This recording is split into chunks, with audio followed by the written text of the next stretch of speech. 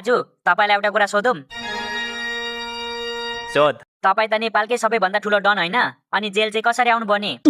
पुलिसको गाडी चढेर आए नि, कसरी आउनु र? त्यो भनेको हैन के दाजु, तपाई जस्तो खतरनाक डनलाई पुलिसले कसरी समात्यो भनेको के? उत्तानो पारेर समात्यो होला नि, तँलाई किन चाहियो? ओइ भाइ, मलाई कसैले समातेको हैन बुझिस? म यहाँ आफ्नो मर्जीले आउँछु अनि आफ्नो मर्जीले जान्छु।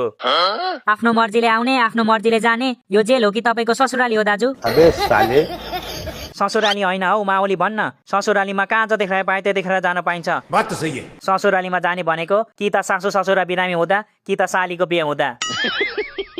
अनि चाडपर्वमा चाहिँ जाँदैनस् र ससुराली? बोलाए पो जानु, उनीहरूको छोरीलाई मात्र बोलाउँछन् अनि टन्नै खुवाएर भैँसी जस्तो बनाएर पठाउँछन्। आमा बुवाले आफ्नो छोरीलाई खुवाइहाल्छ नि, बल्ल बल्ल आएको छोरीलाई भोकभोकै पठाउँछ त?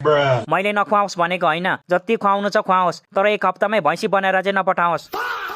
माइती घरमा गएर के खाएर आउँछे अनि रातभरि पादेर मलाई सास फेर्न गाह्रो बनाउँछे।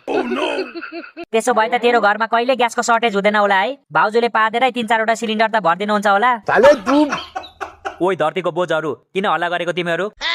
हल्ला गरेको हैन नि सर, हामी त सल्लाह पो गरेको त। कस्तो सल्लाह? भाग्ने सल्लाह गर्दैछौ कि क्या हो तिमीहरू? हामी किन भाग्नु सर, यहाँ फ्रीमा खाना र बस्न पाइएको छ, हाम्रो लागि त स्वर्ग छ नि। अनि के सल्लाह गर्दै थियौ त अघि? सल्लाह के हो भने नि सर, अब यहाँ फ्रीमा खाना र बस्न पाइएको छ, त्यसैले हाम्रो परिवारलाई पनि जेल भित्रै सिफ्ट गर्ने हो कि भनेर सल्लाह गरिरहेको थियौ हामी त। तिमीहरूको छाला चिलाउँदैछ हो फेरि? चिलाइहाल्छ नि सर, यस्तो फोहोरमा बसेपछि चिलाउँदैन त? बस्ने ठाउँको चाहिँ व्यवस्था गर्नु पर्यो है सर। अरे अब के तिमीहरूलाई जेलभित्र सोफा ल्याइदिनु मैले?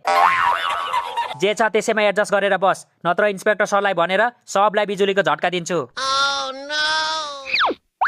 यसले के भन्यो भर्खर? बिजुलीको झट्का दिन्छु भन्यो हैन? ओइ तेरो हिम्मत छ मलाई बिजुलीको झट्का दिने? म को हो चिनेक्छस् तैले? कसलाई थर्काउनु भएको दाजु? त्यहाँ त कोही छैन त, हावालाई थर्काउनु भएको हो कि क्या हो? यस्तै हो नक्कली डनहरू, छरछिमेकको 2-3 जना फुच्चा-फुच्चीलाई पिटेर आफूलाई डन भन्छ। ओइ भाइ, तैले कसलाई नक्कली डन भनेको? तँलाई देखाउ मेरो पावर? भयो नदेखा, देखिसके तेरो पावर भन्दा त यसको टावर ठुलो छ। ओइ भोगटेको नाति, त कोसँग न्यू खोज्दैछस् थाहा छ?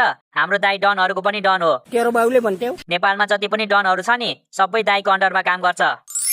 दाइको अन्डरमा हैन, दाइको अन्डरवेयरमा चाहिँ काम गर्छ होला। साले तू दाजु, जेलबाट निस्केपछि म पनि तपाईसँग काम गर्छु ल, मलाई पनि डन बन्ने ठुलो रहर छ। अच्छा, रहर मात्र गरेर डन बनिँदैन नि भाइ, डन बन्नलाई मुटु चाहिन्छ, मुटु।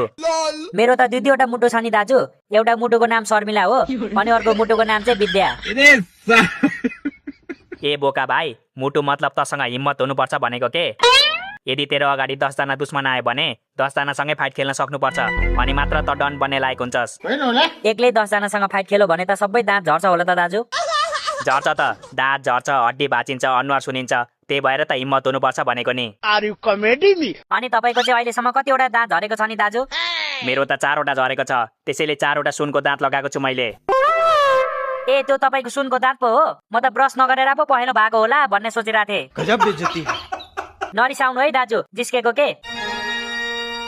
मसँग धेरै नजिस्के है, म तसँग जिस्के भने तेरो फोटोमा माला चढ्छ नि फेरि। ओइ डिओजी डन, तेरो दादागिरी यहाँ चल्दैन बुझिस? यो जेल हो, तेरो अड्डा हैन। यो फुच्चेको हो के? तँलाई अलिकति पनि मसँग डर लाग्दैन? डर हैन, तँलाई देखेर माया चाहिँ लाग्छ मलाई। बिचरा डन बन्ने चक्करमा कति जनाको राम धुलाई खाइसके होला। दाजु यो त तपाई भन्दा ठुलो डन हो कि क्या हो? अघिदेखि तपाईलाई पेलेको पेले छ त। म डन हैन के सोल्टी, म पुलिस हो, पुलिस। पुलिस? ओइ पुलिस, मलाई किन भित्र हुलिस? मैले हुलेको हैन नि सोल्टी, म एक्स पुलिस हो के। आज भन्दा 3 वर्ष अगाडि म यहाँको इन्चार्ज थिएँ। अनि अहिले चाहिँ किन जेलमा? मातेको बेला सबै कैदीलाई छोड्दिस् कि क्या हो? हैन नि सोल्टी, म एक दिन एफआईआर लेख्दै थिएँ अनि मिस्टेकले चोरको नाम लेख्ने ठाउँमा आफ्नो नाम पो लेखी पठाएछु। म फेरि यति कन्फिडेन्ट थिएँ कि एफआईआर चेकै नगरी पास गरिदिएँ। अर्को दिन त मेरै घरमा पुलिस आइदिएर। अनि तैले भनिनस् त म चोर हैन भनेर? भनेको नि, आजसम्म कुनै चोरले म चोर हो भनेको छ भन्दै जेल हाल्दियो मलाई त। तेरो चाहिँ के छ कहानी? त चाहिँ कसरी पुलिसको फेला परिस्? मलाई त त्यसै अठाएको हो पुलिसले, जाबो फेक केटीको आइडी बनाएर केटाहरूसँग पैसा माग्न नि नहुने। कस्तो राम्रो बिजनेस चलिरहेको थियो, पुलिसहरू बिचमा आएर सबै चौपट बनाइदियो। साले त्यसलाई बिजनेस भन्दैन, स्क्याम भन्छ, स्क्याम। अरूलाई ठगेर कमाएको पैसा कहिले टिक्दैन थाहा छैन तँलाई? तेरो बाउले भन्ने होला। कसले भन्नु टिक्दैन? नटिक्ने भए काठमाडौँमा 2-2वटा घर हुन्थ्यो मेरो। मलाई त साथीले एमालेको आन्दोलनमा जाम खान पाइन्छ भनेर गएको, लास्टमा पुलिसको भाटा खानुपर्ने रहेछ। मलाई के थाहा, सुरुमा भाटा खाइयो त्यसपछि जेल आइयो। अब रिग्रेट हुँदैछ होला तँलाई हैन? दाजु तपाईँ चाहिँ कसरी समातिनु भयो नि? म आफ्नो मर्जीले आएको भनेको सुनिनास्। मैले चाहे भने 1 मिनेटमा जेल बाहिर निस्किन सक्छु। अनि जेलभित्र चाहिँ के खानु बसिरहेको त? कि पुलिसनीसँग लप पर्दैछ तेरो? हलिउडको हिरोनीहरूलाई बाल नदिने मान्छे म तेरो पुलिसनीसँग लप गर्छु? त्यस्तो नभन्नु न दाजु, यहाँको पुलिसनीहरूलाई तपाईँले देख्नै भएको छैन। हिरोनी भन्दा कम छैनन् कोही पनि। त्यसो भए त गएर लप गर्न त जा। म त त्यसैको पर्खाइमा छु नि दाजु। त्यही भएर त 3 वर्षको सजायलाई 4 वर्षको बनाइदिनुहोस् भनेर बसिरहेको छु नि। त्यो गानामा कोठी भएको पुलिस नि मेरो है। आँखा लाइस भने तेरो आँखा झिकेर गिद्धलाई खुवाइदिन्छु। गालामा कोठी भएको 2 जना छन्, कुन भनेको तैले? साले तैँले पनि आँखा लाउँदैछस् कि क्या हो? त्यो दाहिने गालामा कोठी भएको मेरो मायालु हो, कसैले आँखा लाउने होइन है। लाउँदिन के लाउँदिन, घरमा बुढी हुँदा हुँदा चारतिर आँखा डुलाउने बानी छैन के मेरो। Very good, I like you. मलाई लोयल मान्छेहरू साह्रै मन पर्छ। मान्छे भनेको अपर्चुनिस्ट हुनुपर्छ के दाजु, लोयल त कुकुर पनि हुन्छ। यो अपर्चुनिस्ट भनेको चाहिँ के हो नि? खोइ मलाई पनि थाहा छैन हौ, मैले त फेसबुकमा देखेको थिएँ, त्यही याद आएर भनिदिएको। अबे साले अपर्चुनिस्ट भनेको अवसरवादी हो। कोही कोही हुन्छ नि मौकामा चौका हान्नेहरू, हो तिनीहरूलाई नै अपर्चुनिस्ट भनिन्छ।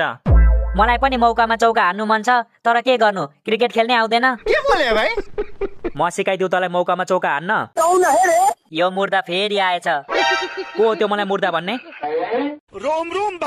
त हो मलाई मुर्दा भन्ने? म होइन नि सर, म मुर्दालाई त मुर्दा भन्दिन, तपाईँ जिउँदो मान्छेलाई कसरी मुर्दा भन्छु र हौ? बात तो सही है। तिमीहरूको जिन्दगी मेरो हातमा छ बुझेस्। यदि जीवनभर जेलमा सड्नु छैन भने अनुशासित भएर बस।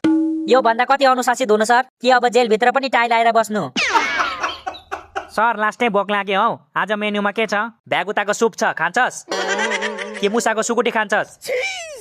भयो सर भयो, केही नखाने। आज त मेरो व्रत पो छ त, अहिले पो याद आयो। तपाईँलाई थाहा छ सर, हामीले 1 महिनादेखि मासु खाएको छैन, त्यसैले आज बिरयानी बनाउनु रे दाजुले भन्नुभएको। मैले कतिखेर भने? मैले त्यस्तो केही भनेको छैन है सर। जे कुरामा पनि मेरो नाम लाउँछस्। अनि तपाईँले नै भन्नुभएको होइन, मेरो नाम लिएर माग जे पनि पाउँछस् भनेर? कैदीहरूलाई पो माग भनेको त, पुलिसहरूलाई माग भनेको हो र मैले? 1 मिनेट, त कहिलेबाट डन भइस्? तँलाई त मन्दिरको पैसा चोर्दै गरेको बेला समातेको होइन हामीले? त्यो म होइन नि सर, तपाईँ झुकिनु भए जस्तो छ। मेरो अनुहार मात्र चोर जस्तो हो के? त्यसैले त म डन हो। मलाई नडाटे, मेरो नजर चिलको भन्दा तेज छ। त जस्तो चोरलाई त म 4 किलोमिटर टाढाबाट चिनिदिन्छु। भनेपछि यत्रो महिनादेखि यसले मलाई उल्लु बनाइरहेको थियो। ओइ पैसा झिक, मेरो पैसा झिक छिटो। लौ कुन पैसा? कुन पैसा रे? मैले नोकर जस्तो तेरो खुट्टा थिचेको, तेरो टाउको मालिस गरेको, तेरो लागि खैनी बनाइदिएको, यो सबको पैसा कसले दिन्छ? तेरो हजुरबाउले? साले तू मैले त तिमीहरूलाई पहिल्यै भनेको थिएँ नि, यो नक्कली डनको कुरा नसुन भनेर। तिमीहरूले मानेनौ। सर तपाईँ एकछिन उता फर्किन सक्नुहुन्छ? किन? म यसलाई 2 बक्सिङ हान्नु पर्यो के? यसले धेरै सताएको छ मलाई। पुलिसको अगाडि हान्ने कुरा गर्छस्? जेलदेखि निस्किनु मन छैन कि क्या हो तँलाई? रुको जरा। यसलाई यहाँको पुलिस नि मन पर्यो रे के सर, त्यसैले निस्किनु मन छैन रे। मलाई 1 जना पुलिस नि मिलाइदिनु न सर, त्यसपछि म जिन्दगीभरि जेलमै बस्छु। त जेलभित्र माया पिरती लाउन आएको? यो लट्ठी देख्दैछस् नि, यही लट्ठीले हानेर तेरो चाकको हड्डी भाँचिदिन्छु बुझिस्? चाकमा पनि हड्डी हुन्छ र? चाकमा त बोसो पो हुन्छ त। त धेरै नबोले चिन्दी चोर, तेरो अनुहार देखेर कुचाउन मन लागिरहेछ मलाई। ओइ भाइ, म चोर भए पनि मेरो ग्याङ छ बुझिस्? मुख सम्हालेर बोल, भोलिको सूर्योदय नदेख्लास् नि फेरि। जेलभित्रबाट तेरो बाउले देख्छ सूर्योदय? तिमीहरूको यत्रो हिम्मत, मेरो अगाडि झगडा गर्छस् तिमीहरू? त्यही भएर त तपाईँलाई उता फर्किनु भनेको नि। तपाईँ उता फर्केर 10 सम्म गर्नु, त्यति जेलसम्म हामी यसलाई पब्लिक हान्छौँ। ओइ पुलिस आयो, भागौँ छिटो भागौँ। साले हामी अलरेडी जेलभित्र छौँ, अब कहाँ भाग्नु? ए हो त है, म त भट्टीमा पो छु जस्तो लागिरहेको थियो। अबे साले तिमीहरूलाई त पागलखाना लानुपर्ने रहेछ, थानामा लिएर गल्ती गरेछु मैले। केही छैन सर, मान्छेले गल्ती गरेरै त सिक्ने हो नि। अर्कोचोटि समात्नु भयो भने चाहिँ पागलखाना लैजानु हामीलाई।